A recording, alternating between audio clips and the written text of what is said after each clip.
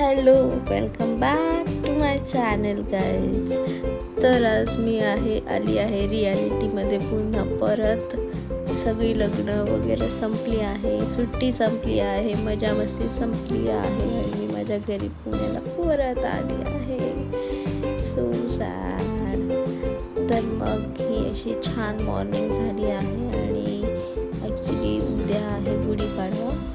तर मग आज मला जायचं आहे माझ्या सासरी.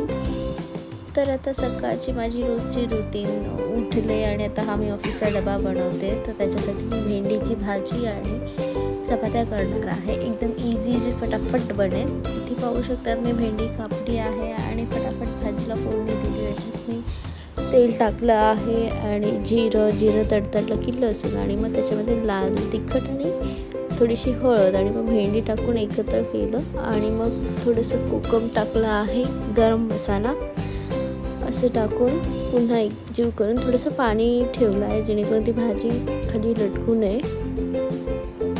आणि म्हटलं आता चला पटकन चपात्या पण करायला घेऊ लगोलग. आणि इथे भाजी शिजते तर तिथे मी चपात्यांची तयारी करत